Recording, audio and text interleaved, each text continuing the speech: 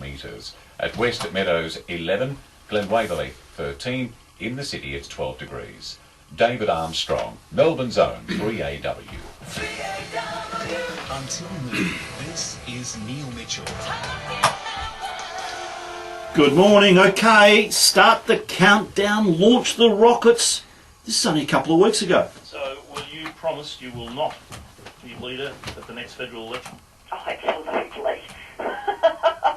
Neil, this is it makes good copy for newspapers, but it is not within cooey of my day-to-day reality. You may as well ask me, am I anticipating taking a trip to Mars? No, I'm not, Neil. Julia Gillard will be on the way to Mars within the hour. That's my information. She's going to win easily. She's got as many as 70 votes. There's even an outside possibility. Some of her supporters are hoping Kevin Rudd will not even contest the leadership. If he knows that he's beaten, that'd be the sensible thing to do. Minimise damage to the party. But he's not known for putting the party ahead of himself.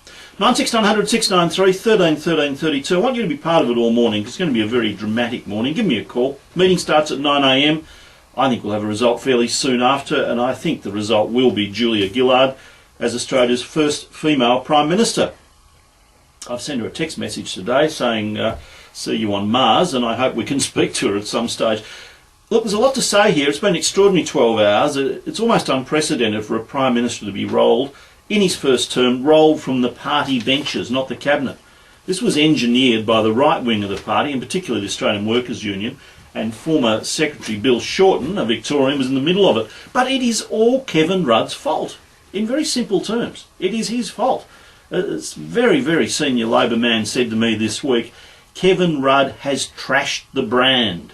He has trashed the brand.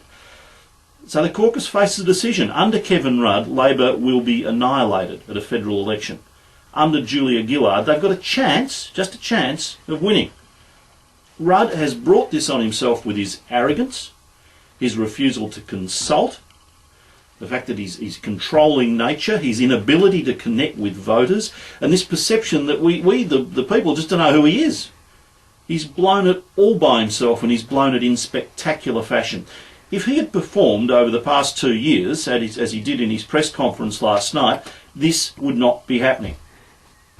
He was angry, he was direct. For heaven's sake, you could understand what he was talking about. He was believable. It looked like a real man, not the contrived, artificial, self-serving, smarmy person you've rejected. Now, I know the Labor caucus is unpredictable, and Kevin Rudd was campaigning last night. In his press conference, he was chasing the left on asylum seekers. He promised he wouldn't move to the right. Emissions trading, he promised action. He will have worked hard all night. But logic says he's finished. Julia Gillard will be on Mars. She'll be playing full forward for the doggies, and she can thank the union movement for putting her there. They brought it to a head, not the left-wing unions, the right-wing. So, for the real world, what'll change? Well, they'll do a deal quickly on mining tax. They'll steer a different line on asylum seekers, but the most basic plus that Labor sees from this, if Julia Gillard wins, they've got rid of their biggest problem, Kevin Rudd.